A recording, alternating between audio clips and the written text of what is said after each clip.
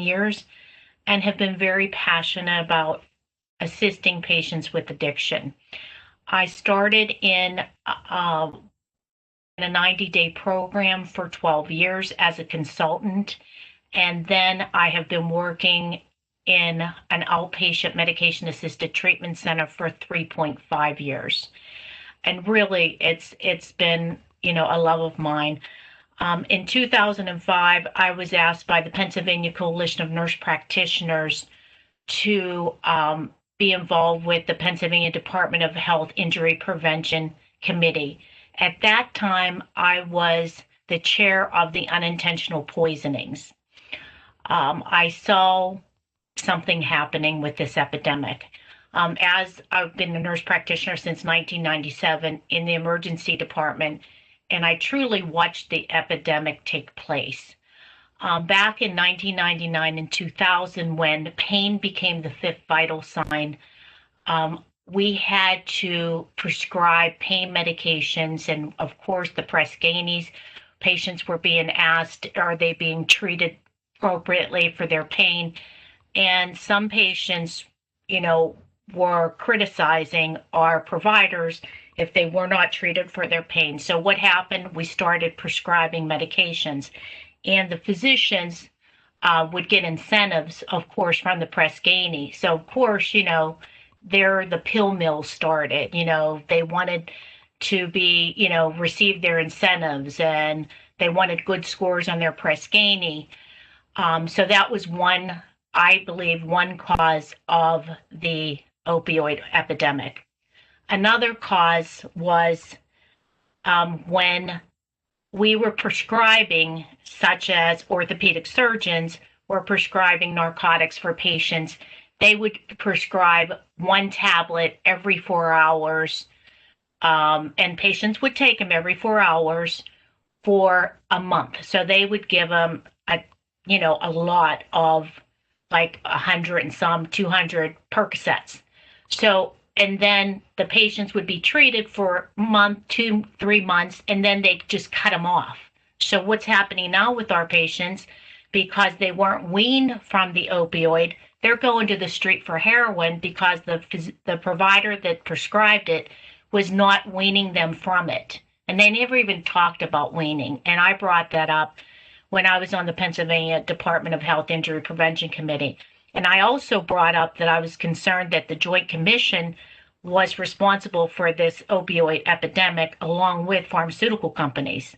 So we took it to the Joint Commission, and they told us that we took it out of context, that was not the intent. But we were receiving fines from the state if we did not treat patients appropriately. And back in 2000. Now I'm sad to say we don't treat people's pain appropriately. We've gone the other way. So now poor patients are suffering because they only get Tylenol, or they'll only get 3 days worth of narcotics with a broken leg or something. So here we went to the other side. So it's very frustrating. But I'm proud to say that I am on the Prescription Drug Monitoring Committee for the state of Pennsylvania. I was asked by Karen Murphy, one of the executives for the Pennsylvania Department of Health in 2014, and I sit on that committee. So it's interesting because this is something that's important for providers now, and a lot can be done for our patients that are receiving medication-assisted treatment. It's something that we have to review every single time we prescribe a narcotic. It is the Prescription Drug Monitoring Program. So we have to go in their chart and look at the PDMP. So that's the start of it. And I wanted to share my passion about why I became involved. And I'm still involved. I have 120 patients that I see. Every one of them, they're just very special to me, and we have a great relationship. So let's get started by reviewing the objectives. Okay.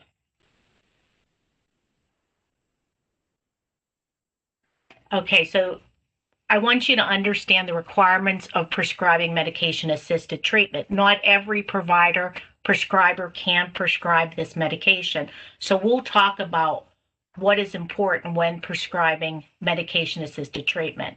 Also, understand the importance in selecting the right medication with treatment and the various medications for treatment for substance abuse disorder.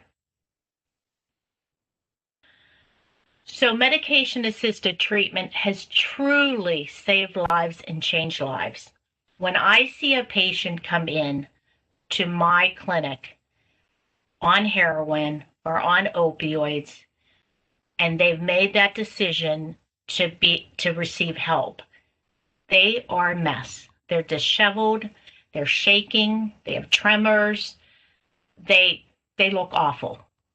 When I see them come back at their next visit, it's unbelievable how beautiful they look, how different they look, how they do not have the tremors, how they want to change their life. It truly, if I could do it, and I do plan on doing it, I'd love to write a book because I want to tell the stories of my patients, and I want people to understand how important medication-assisted treatment is for these patients. It also increases treatment. I would say 95% of my patients show up every clinic day. They don't miss clinic. They truly, and we talk, I have a relationship with them. I know their families, about their families. I don't know them personally, but they really do keep, with treatment. Decreases illicit opiate use and criminal activity. So that's our goal of medication-assisted treatment. We don't want our patients using illicit medications, and we don't want them, again, they're not stealing to get their next fix. Being a drug addict is like a full-time job. I mean, patients are constantly looking for their next fix. So that leads to criminal activity, which leads to felonies, which leads to not being able to get a job because you have a felony. So there's a lot that goes on with patients that have been using illicit drugs. And it's very sad. And another thing, along with writing a book, I'd like to open up my own company and call it Second Chances, to give these patients that are in recovery, that are doing well, have clean talk screens, jobs. They need a second chance. And so if I can do anything, I talk to patients that have employment. I get the name of their company if I know that they hire patients with felonies. And I try to share that with my patients. So I try to be very resourceful with patients with addiction. Increase patients' ability to maintain employment. Again, if they have a second chance and they're clean, they want to work. They want to take care of their families. They want to take care of their children. It improves birth outcomes among women who are pregnant. Patients do very well with methadone and Subutex when they're pregnant and delivering. Methadone, they may have to stay in the hospital a little longer, but Subutex, which is buprenorphine, the patients do very well, and they're usually only in the hospital, the babies, for 3 days after delivery. So they do very, very well. So 2.1 million people in the United States suffer from an opioid use disorder. 2 out of 3 overdose deaths from opioids, including prescription opioids, heroin, and fentanyl. And this has increased 6-fold since 1999. So we are trying really with medication-assisted treatment to decrease those numbers. So the first thing I do in my presentation is I start out with a special story. And the last thing I do is I end with a special story. This is my best friend. She was addicted. She was addicted to alcohol and some opioids, but she died of detoxing herself from alcohol. She would have happy hour every day at 4 o'clock, and she lived in Florida. I'd beg her. She would have been so appropriate for Vivitrol, the medication-assisted treatment that is for alcohol, but she did not use it, and I begged her to come home. So it's very sad for me to look at her picture, but I just want to say that people can be saved. Alcohol detox is the scariest type of detox. It's worse than detoxing from heroin. So if you have any patients that have alcohol use disorder, please refer them to an inpatient. They really need to be supervised when they're detoxing from alcohol. And my friend did not. She detoxed herself, and she detoxed herself multiple times. And she would even tell me, she would say, I can't tell you how many times I've come close to death. And I knew it was just a matter of time that she would be dying from alcohol detox. So, and she did, and it was 3 years ago. But her and I were best friends in high school, and we continued our friendship, and it was a struggle for her, and I'm sorry that I couldn't save her. So, who can prescribe medication assisted treatment? This is the first thing we have to learn about. And when we tried to get this supported, physicians were the only ones, because I'm a nurse practitioner, were the only ones that were allowed to prescribe medication treatment. They had to be board certified in addiction psychiatry or provide medication assisted treatment in a qualified setting. They could have up to 100 patients upon becoming waivered. And after year one, they can apply for 275 patients. The other option was, if they did not meet that criteria, they can treat up to 30 patients for the first year, and then the next year, 100 patients, and then the year 2 plus 275. So as of October 1st, 2018, according to the Substance Use Disorder Prevention that promotes opioid recovery and treatment support for patients and communities Act, a waivered practitioners may immediately treat up to 100 patients at a time if the practitioner is, again, board certified in addiction medicine or addiction psychiatry, if the practitioner provides MAT in a qualified practice setting. So only physician in good standing who have been waivered to treat 100 patients for greater than 1 year may apply for a waiver increase to 275. There are two pathways to obtaining 275 patient waiver: additional credentialing appropriate for board certification or a qualified practice setting. Again, the requirements of a qualified practice setting is professional coverage for patient medical emergencies during hours when the physician's practice is closed. You must, number 2, provide access to case management services for patients, including medical, behavioral, social, housing, employment, educational, or other related services. 3, use a health IT system such as electronic record is required in the practice. Registration with the state prescription drug monitoring program and the use of a system in accordance with state law. And 5 is authorization and capability to bill third-party payers. And that, the practice I am with now, we do have all those requirements in place, and it's very important. So both application pathways require physicians to attest to meetings of certifying criteria by using evidence-based guidelines, offer behavioral health services, adhere to diversion control plans, provide appropriate release and patient information to permit coordination of care and improve outcomes, and ensure continuous care in the event the practitioner incapacity or emergency situation. Notify and attempt to transfer of patients above 100 patient level in the event the higher limit is not renewed or is denied, or the provider is no longer able to provide buprenorphine services. So here's the Health and Human Services Physician 275 waiver. And again, that requires the annual reporting to include information concerning the following: the annual caseload of the patient by month. So we keep very tight control of that. Numbers of patients provided behavioral health services and refer to behavioral health services. Features of practitioner diversion control plan. Now, advanced practice providers, which includes nurse practitioners, physician assistants, clinical nurse specialists, clinical nurse midwives, and CRNAs, we are allowed to prescribe medication-assisted treatment. And again, the first year is 30 patients. The next year, you can have 100 patients.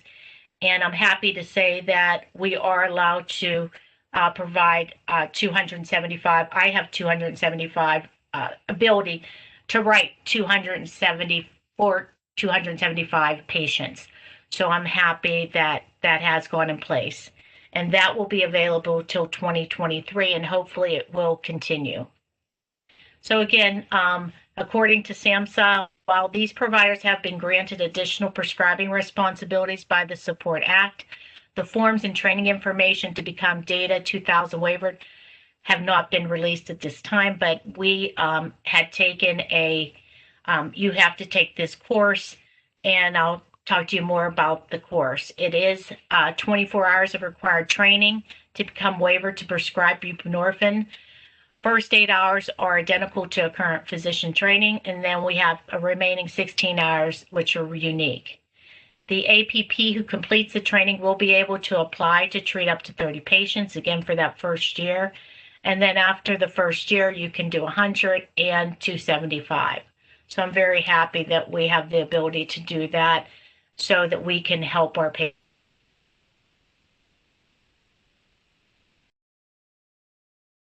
Programs that are training are offered is the American Society of Addiction Medicine, the American Academy of Addiction Psychiatry, the American Medical Association, the American Osteopathic Association, the American Nurse Credentialing Center, and American Psychiatric Association, the American Association of Nurse Practitioners, and the American Academy of Physician Assistants. Because the more people we have giving patients medication-assisted treatment, we will save lives. There's no doubt about it. We will save lives from overdose if patients receive medication-assisted treatment. So why do people need medication-assisted treatment? One is drug dependence and addiction occur as a result of an interplay of factors such as genetics, gender, the presence of mental disorders, and environmental influences. So keep in mind, however, that some researchers estimate that genetic factors account for 40 to 60% of individuals' propensity for addiction, which includes the ways in which environmental factors interact with that individual's genetic profile. It is now well established that adolescents and those with mental disorders are at greater risk of drugs of abuse and addiction than the population at large. Although an environment can be protective of environmental factors that may interact with predispositions to drug addiction, include a chaotic home, an abuse, parental drug and alcohol abuse, criminal behavior, and poor social skills or poor achievement in school. So again, drug addiction is defined by the National Institute on Drug Abuse as a chronic relapsing brain disease that is characterized by compulsive drug seeking and use despite harmful consequences. So it is considered a brain disease because drugs event changes in the structure and function of the brain. So over the course of continued abuse of the drugs, they averts adaptive changes in the central nervous system that lead to tolerance, physical dependence, and craving and relapse. So the reward pathway of the brain and the cause of the release of dopamine when this pathway is activated is important to understand when it relates to drugs' effect on the brain. So the reward pathway made up of the ventral tegmental area and the nucleus accumbens and prefrontal cortex are activated when rewarding stimuli such as the drug travels from the VTA into the NA and then to the prefrontal cortex. So once an opioid is taken, it activates the mu-opioid receptors that are present in the VTA and the NA, leading to an increase of dopamine to be released. And you know that amygdala that's located in the brain, that's what acts immediately. So that's the trigger. So that's what, yes, pills can inhibit that craving, but that's why therapy is so important, because not only do we need to inhibit with medications so that that patient isn't receiving those triggers in that amygdala and the prefrontal cortex, that we have to really rewire the brain by our thought process. So that's why therapy is crucial in treating patients with addiction. So the impaired response and the syndrome encompasses 4 behavior clusters. Drug intoxication or drug administration is associated with higher dopamine concentration. Drug craving is associated with the learned response that links the drug and its environment to a pleasurable or euphoric experience. And compulsive drug administration occurs in addicted individuals when the drug is no longer pleasurable to them. This process of loss of control is associated with the dopamine and the serotonin and glutamate circuits. And drug withdrawal results in disruption of behavioral circuits that culminate in dysphoria and irritability. And it may be due to the disruption of the neurotransmitters, such as the dopamine, serotonin, and corticotropin releasing factor. So these changes that occur in addiction when an individual is going through these 4 behavioral stages brings to light the neurological processes responsible for impairing one's ability to make sound decisions due to their compulsion to continue to abuse drugs. So let's talk about, we know why, we know the brain function, we know what causes addiction, and how important the amygdala, the prefrontal cortex, is in addiction, and how we can help them with choosing the right medication for this patient. So I want to talk about their first visit to the medication-assisted treatment clinic. And what we do in the first visit is we obtain a consent. So they have to sign consents that they're going to be a part of this recovery program. We give them a booklet that talks about the outpatient program. We give them a prescription for blood work that we evaluate their liver enzymes, hepatitis, find out if the women are pregnant prior to receiving medication-assisted treatment. And then we do a toxicology and complete it at the time of the visit. Reason the provider sees them for the first time after that. So we'll see it the reason for the first visit. We talk about mandatory topics like the PDMP. So I'll check that to see if they've been, again, drug diversion, seeing other providers for medication-assisted treatment. Are they receiving stimulants like Adderall? Are they receiving benzodiazepines? So that prescription monitoring, that information is so important, and we have to review that at every visit, because we have to tell that patient that we give them 90 days to remove themselves from benzodiazepines. So again, that's like alcohol. You can't withdraw from alcohol right away. Same with benzodiazepines. Very, very, very dangerous to take somebody off Xanax, Valium quickly. So they have to talk to the provider that prescribed it, and they have to wean over 90 days. We do not allow people to be on benzos while they're receiving medication-assisted treatment. We do not allow them to be on Adderall. They can be on Vyvanse, which is a longer-acting stimulant, if they have ADHD. So that's important. So that prescriber can that prescribe those medications work with that patient to remove it. Now, sometimes, if patients have high anxiety, you have to pick your battles. I just make sure they're taking something on a PRN. Like if they need a Xanax once in a while, I'll say, okay, they can do that. But it's not something I want them to take 3 times a day. I mean, there are some people, and you can view anybody's coroner's report. You can go online and look at Michael Jackson. You can look at, Anna Nicole Smith. Heath Ledger and look at their coroner's report. They have polysubstance abuse. So not only were they taking opioids, they were taking benzodiazepines, they were stimulants. So just like, when they take an upper, then they need a downer to down. So, I mean, if you see the polysubstance abuse in these people's system, you understand why people die. It's polysubstance abuse. So it's important that we do not allow our patients with medication assisted treatment to be on a bunch of opioids, benzodiazepines.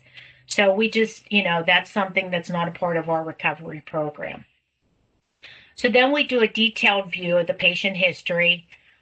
We do addiction history, past medical history, social history, and family history. Again, very important to know about family history. Was your family, do they have addiction? I would say 98% of patients' families were addicted. I would hear stories from my patients that their mother would put a tourniquet on their arm and shoot them up with heroin. They would cause their children to become addicted. Majority of my patients that first started either drinking or smoking marijuana, they all started, I would say, majority of them at 13 and 14 years old. So that's why it's critical that we think about educating that age group, that it's so important that they don't use at that time because, again, their brain is so immature. The brain doesn't mature till 25 years old.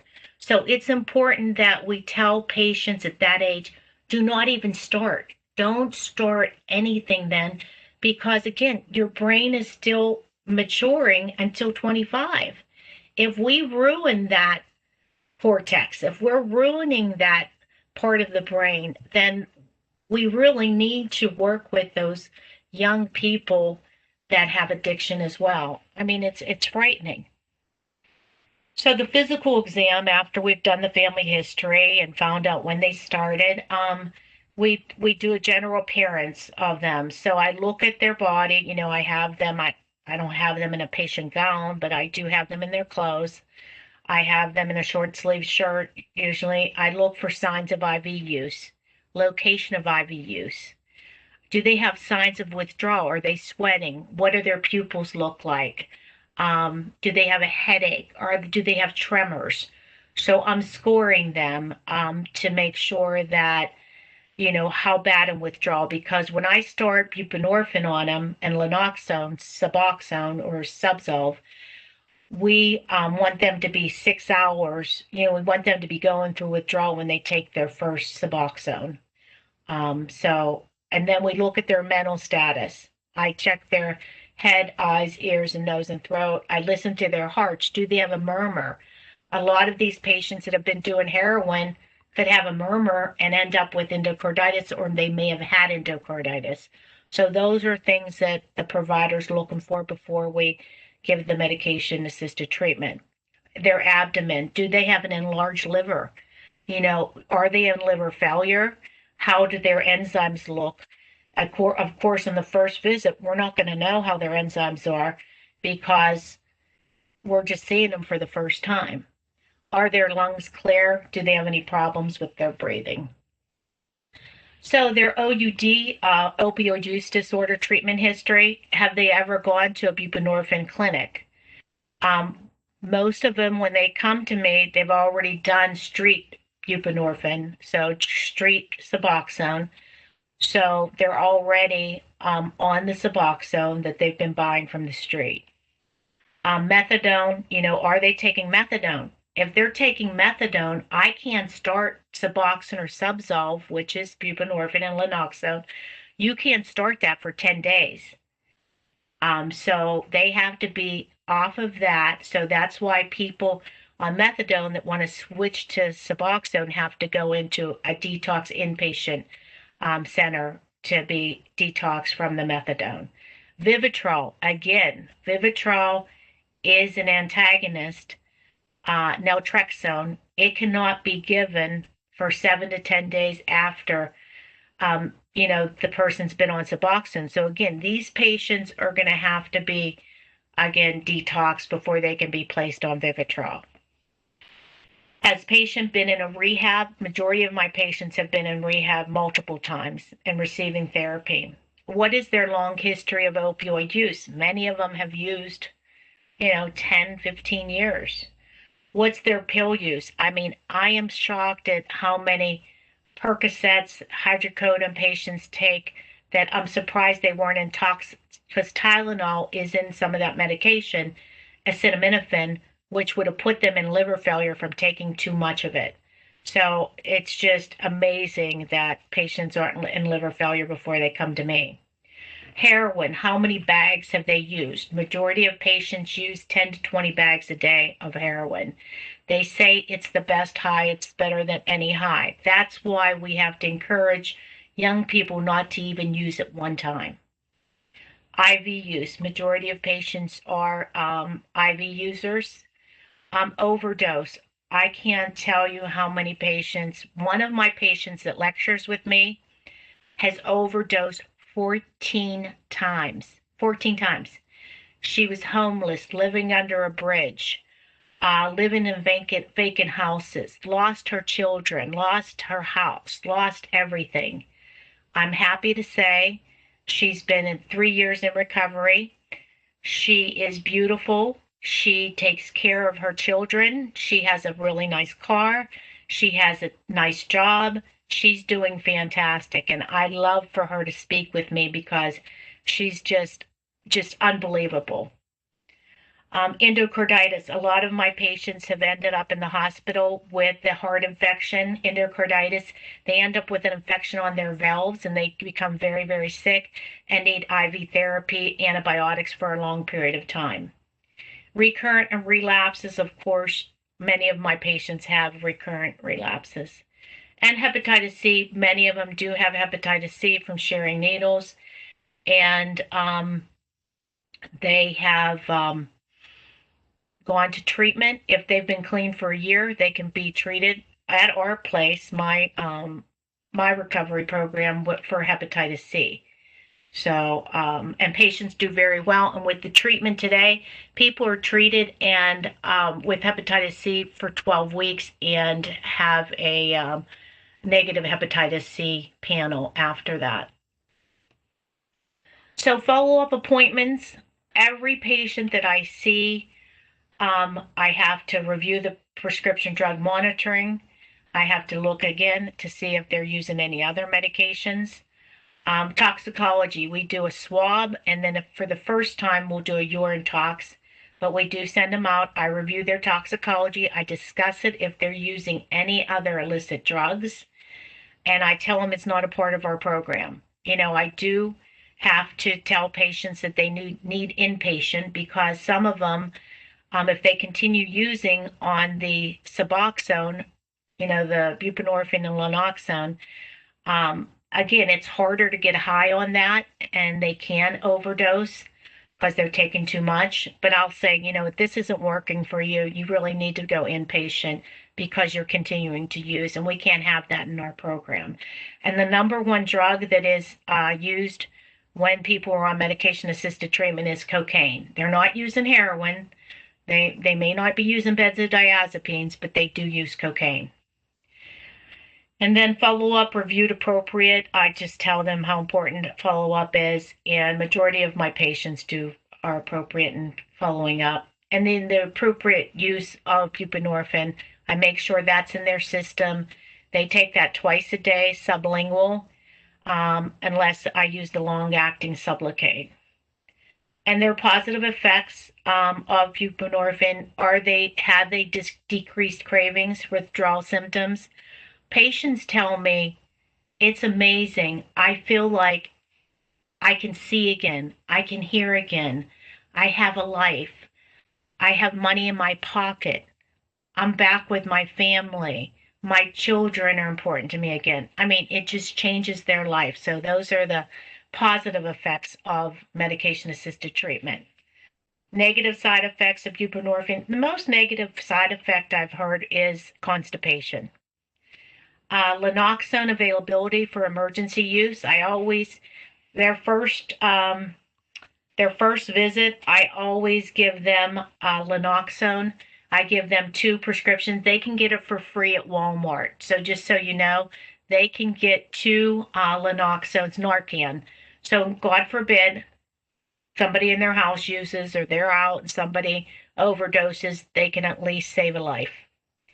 Taper strategies, I always talk to my patient about tapering, and so I want them to be on medication assisted treatment for at least a year, and then it takes me about a year to taper the patients. Avoiding street drugs, that's very important. Managing triggers, avoiding people, places, things associated with drug use. Again, we have to worry about that brain, the prefrontal cortex, the amygdala. We want to inhibit that triggers so that they're not thinking about the next, or see a person that they used to get high with, or somebody comes to their house. They have to learn to be strong and say to that say to that person, I'm in recovery. I'm not doing that anymore. Please don't come to my house again. Staying active with family, work, and school. Are they a part of a 12-step program participation or NA? Because a lot of our patients can't afford therapy, so I do allow them to go to an NA or a 12-step program. And I document that every visit. Medical problems. Do they have any new medical problems? Smoking cessation. A lot of times, some people say, oh, don't try to do everything at one time. Well, the newest research states that, you know what, let's try to get rid of all the addictions. So smoking also. So I'll say, are you ready to quit smoking? And so I do prescribe Wellbutrin or nicotine patches for those patients. Mental health problems. Majority of our patients do have a dual diagnosis, such as bipolar, anxiety. So they do need to see a psychiatrist. And I always make sure that the psychiatrist knows that they're on a medication-assisted treatment. Pregnancy issues. I always ask and document how their pregnancy is going. And case coordination. If we need a referral, we always talk about case coordinations with people in our practice. We can help patients find therapists, which are very difficult. So if you want to share in my email, if you're taking patients, if you're a therapist, I'd appreciate it, because we're always looking for therapists. Okay, so this is one thing I explain to the patients. The recovery program, they have to be committed to staying clean. They have to stay away from people, places, and things. And they have to attend therapy at least once a month. But if the therapist feels that they need to go more, then they have to go more. So making the right choices. So we're going to just, I'll try. I know we don't have much time. We have 5 more minutes to get through these slides, or 10 minutes, and then I'll take questions. So methadone, Suboxone, buprenorphine, Lanoxone. Subzolve is buprenorphine and Lanoxone. Subutex, we only prescribe that if a person is pregnant. We do not give Subutex to anybody else, because that can be misused and sold on the street. So we don't really like to use that, only in pregnancy. Sublocade is the longer acting, and Vivitrol, which is naltrexone. So methadone can be reduced withdrawal symptoms. Patients are addicted. Comes in a liquid or tablets, and different administration. The tablets for oral suspension or oral administration only, do not inject. And you can mix that with water, orange juice, acidic fruit beverage administration. We don't do not chew or swallow the tablet. It does come IM, sub-Q, or IV. I've never seen it given. I don't prescribe methadone. I think it is very difficult, because those patients have to go to receive it every day in a methadone medication-assisted treatment center. So it's not something that I would prescribe to, but I know it does work for some patients. That's important, that they're going every day so that they don't use. It's metabolized in the liver, excreted in the kidneys. The onset is 0.5 to 1 hour. Parenteral 10 to 20 minutes, and the peak effect is 1 to 2 hours. Oral continuous dosing 3 to 5 days. 90% protein bound, 8 to 59 hours to be eliminated. So that has a long half-life. So that's really hard to get out of your system. And again, that's why we don't put anybody on Suboxone that's been on methadone. They have to be clean for 10 days off of methadone before we would give Suboxone or Subzolve. Black box warning, addiction, abuse, and misuse of methadone, an opioid agonist and Schedule II controlled substance for abuse liability. So we have to be very, very careful because some patients will have methadone in their system when in their tox screen. It is life-threatening. It can cause respiratory depression. We have to be careful with long QT prolongation. So if you are prescribing methadone, an EKG is mandatory when prescribing methadone to look for that long QT syndrome. Also, accidental ingestion and even one dose of methadone, especially with children, can be fatal and death will ensue. Neonatal opiate withdrawal syndrome is used, and cytochrome P450 interaction.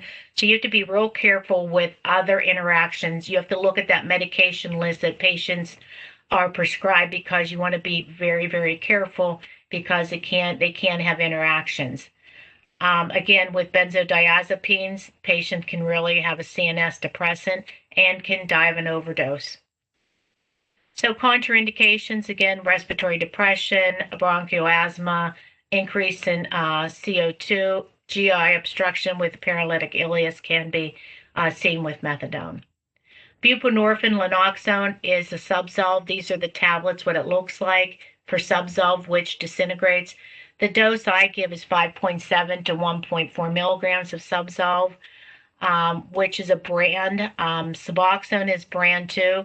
You know, a lot of these insurance companies, which I'll be talking about requires generic.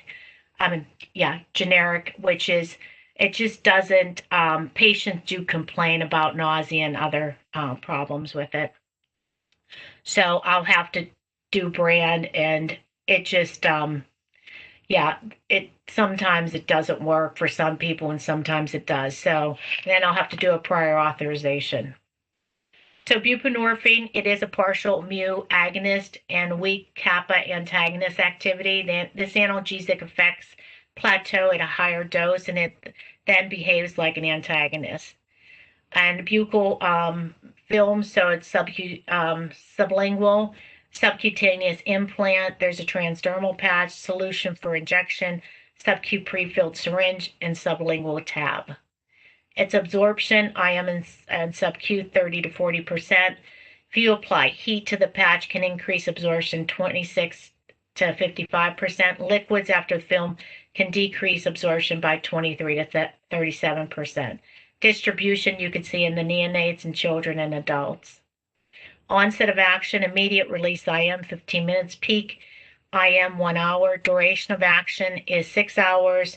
And extended release subcu, 28 days, which is the Sublocade. And very high protein binding is 96%. Moderate and severe hepatic impairments, plasma levels, and half-life is increased. So you can see excretion is in the feces and metabolism in the liver. Sublocade, here is the Sublocade. You pinch the abdomen and you inject this slowly into the abdomen. I just saw a patient the other day that had an open sore from a provider injecting it too fast in their abdomen. So, we have to just be aware of that. It is an extended release injection, subcutaneous, and it's a treatment, adults, moderate, severe addiction. It works beautifully if it works. Some patients do prescribe. I had one patient that had a horrible headache and mood changes with it.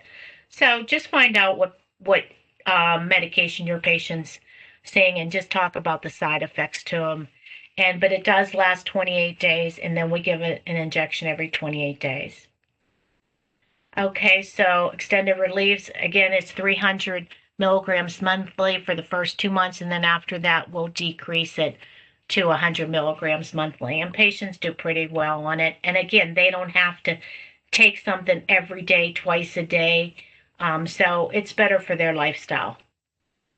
The FDA recommendations for buprenorphine and methadone, healthcare professionals should take several actions and precautions and develop a treatment plan of buprenorphine and methadone if they're using in combination with benzodiazepines because of CNS depressant.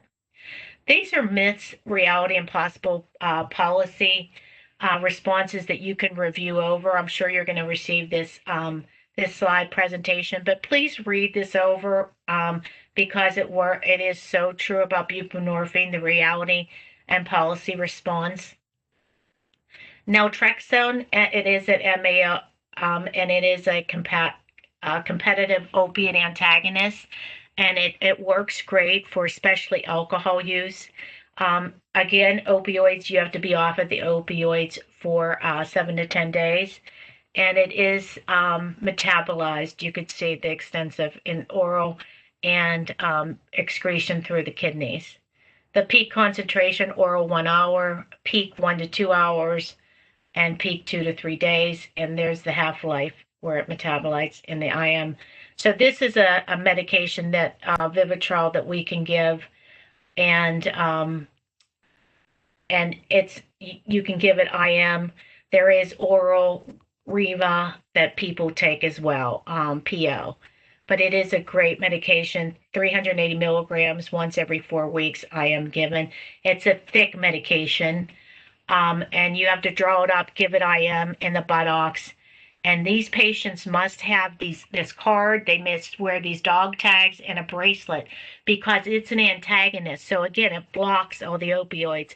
It blocks that mu receptor. So what happens is the patient can end up getting high, and they have to take so much because, again, it blocks it. So it's an antagonist. So they can end up dying of an overdose because they've taken so much because the Vivitrol is such an antagonist, the blocking the opioids. So we really have to make sure people are in recovery. So again, it can cause syncope, nausea, vomiting, increase your liver enzymes. That's why it's important that we know. Hypertension, suicide, drowsiness, chills, irritability. And so we just have to be careful what side effects they have. And we monitor their liver functions, the opioid withdrawal, injection site reactions, depression, or suicidal thoughts. Okay, so I'm just going to get on to general barriers to treatment, stigma with our patients, inadequate practitioner knowledge, time constraints, and lack of transportation. So we really have to work with our patients that stigma is not, stigmatized with families. I say with medication to treatment, just like when you have hypertension and diabetes, it's so important that we make patients feel that, and their families know we're treating them just like if you had hypertension or diabetes, but we're treating this right here so that they don't have the cravings. They can have a normal life. So it really does work. So don't think it's going from one addiction to another. It's not. It's treating the patient appropriately. I tell my patients, if you want to be on it the rest of your life, you can. If you want to wean, that's fine too.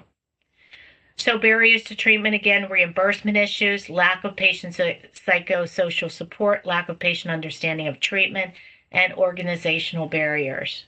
So case 1, 30-year-old female, she's scheduled for a new visit due to heroin use. I check her drug screen. I do the H&P, urine tox. And what is the last drug she had taken? Well, she had taken street Suboxone, so I'm going to give her Suboxone. She's an opioid user.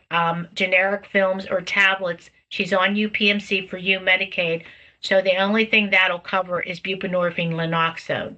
So that's a generic film and tablet. So that's the only thing I can treat her with. So hopefully she does well with it. I'll see her in 2 weeks and see how she's doing. The next case, 30-year-old male who has been incarcerated for 3 years, H&P completed tox screen. Now he has not used anything, so I'll do a drug tox. Make sure he can take Vivitrol, the shot, and all the insurances. He's on Gateway.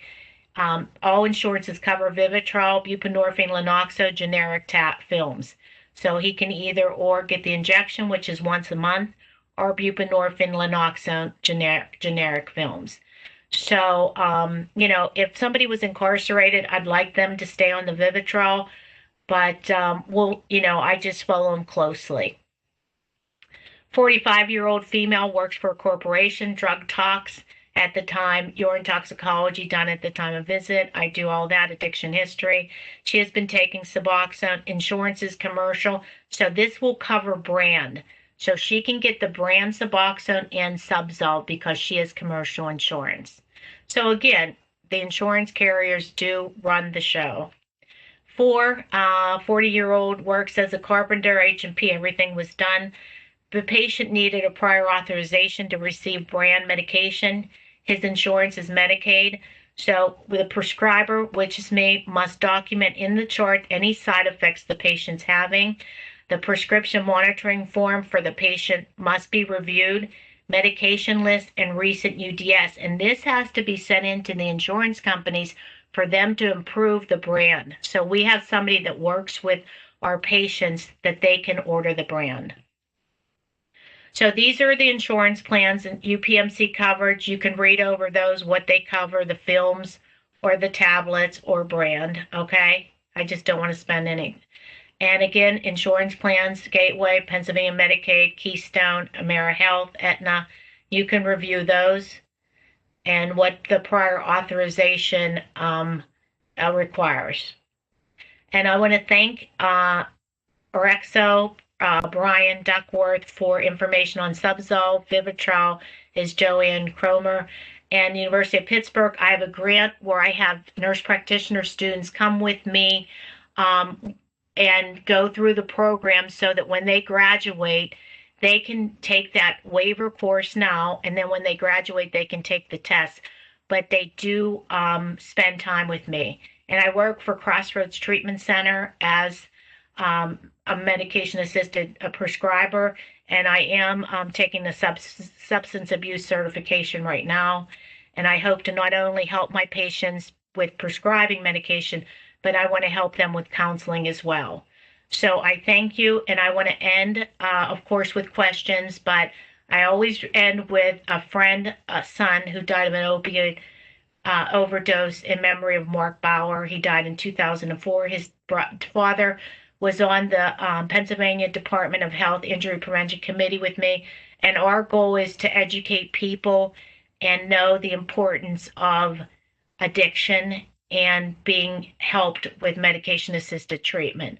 So I thank you for listening today, and I hope it was helpful. I know I was going fast, so we can get done with and have some questions for 6 minutes. Okay, so thank you, and please send any questions to the chat room now. Thank you so much. We do have a few questions that came in. The first one is, what are your thoughts on the ever-increasing prescriptions for Neurontin while on medication-assisted treatment? This person has been seeing high doses being prescribed, as high as 3,200 milligrams. So she was wondering if you have had that experience and what your thoughts were. Okay, thank you. Gabapentin, Neurontin is the medication that is prescribed a lot of times. Patients say depression or if they have neuropathy. It was really first prescribed for neuropathy and pain for diabetics, and then it became very addictive. So it is a very addictive drug. So we are possibly going to add it to the prescription drug monitoring program, that medication. So it's very sedating. I'm not a real fan of it. I try to discourage my patients from being on it because I tell them, again, a drug is not going to rewire your brain. It's your thought process. That's why therapy, it's going to inhibit medication-assisted treatment of the amygdala, but we need to rewire our brain by thinking different thoughts. And that's why therapy is, but I think patients with addiction, they just want a pill to fix everything. So that's why we have to really encourage them and really work with therapy. But yes, gabapentin is very addictive. I'm not a fan of it. It may be another medication we're using to look at prescription drug monitoring. Okay, the next one is, have you personally used Sublocade, not for MAT yourself, but they're Yeah. asking as far as giving it. So Yes. they Yes. said that they are giving their first one next month, and we're hoping for any pointers or suggestions for it to be a success versus giving someone the film. Okay. So Sublocade, yes, you have to treat it. I don't know what your background is, but you have to pull the skin up like the abdomen, pull it up and inject it slowly, slowly over a couple minutes. Now, I wouldn't put an ice pack on it before you give it. I would give them an ice pack after you give it. But it's just like insulin, but you're not doing it at a 90-degree angle. You're doing it like at a 45-degree angle. And it's very easy. So you just take it, but it is a lot of medication. So you want to make sure that you push it in very slowly. And then you can give an ice pack after you put it on. And then they can, just use that for the discomfort, because it is discomfort. But don't use the ice pack before. Use it after. Okay, perfect. Is injectable buprenorphine typically covered by most insurances as well? Yeah, the Sublocade. Yeah, most of them are. Yes, yes, most of them are. Because they don't want our patients coming, every couple weeks or every week to see us. So they'd rather a patient be on a medication once a month. Okay. How can you tell if someone is being prescribed too much methadone? Well, if I don't, again, I don't prescribe methadone, but they should be doing tox screens on them, and they can look at levels for the methadone to see how much is in their system. And if they're sedated, I mean, sometimes patients just, I think, yes, I think they receive too much methadone, but I'm not an expert in methadone because it's not something I prescribe. But just the patients I've seen that were on methadone when I used to work at the other rehab center, we did give methadone, a 90-day program. So they were very sedated. And so I believe they can look at levels there because we look at levels with buprenorphine and Lanoxone. Okay. Are there any medications that can be used for acute opiate withdrawal for those patients who do not want to utilize Suboxone, methadone, or naltrexone?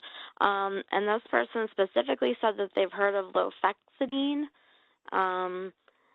They aren't sure if they spelled it right, but just wondering what your opinion of it was and if it's used as a treatment regimen for patients who don't want the medication assisted treatment discussions talked about today. You know what? I've never used that. I've never even Loflexidine. Did Yeah, they she spelled it, spell it? yeah, F. Lofex, yeah, F Uh-huh. as in Frank, Okay, yeah, I see it. I Exidine. see it. Yeah, opioid withdrawal, 3 to 4 tabs by mouth every 6 to 8 hours. No, every 5 to 6 hours for up to 14 days. You start 3 tabs by mouth every 5 to 6 hours during a peak withdrawal symptom period. The maximum you can use is 4 tabs dose up to 16 tabs in a day. Consider decreased dose 1 to 2 tabs every 5 to 6 hours in patients 65 years or older. I must admit, I've never used it. I don't know of anybody in my place. I mean, it's not something we prescribe, but thank you for bringing it up. I'll look into it more. Okay, and there was one more. What are the effects or results of someone on Vivitrol for alcoholism who still drinks alcohol? Well, again, it's you're taking a chance. You may die. You may die. So because it's blocking that, so you have to drink so much more. So again, it's an antagonist. So it's doing blocking. So again, if you're blocking, and you want to get through and get high from alcohol, you can die from alcohol intoxication because you're drinking too much of it because you're trying to reach that high. So it's very, very dangerous. Very dangerous. I definitely don't recommend it.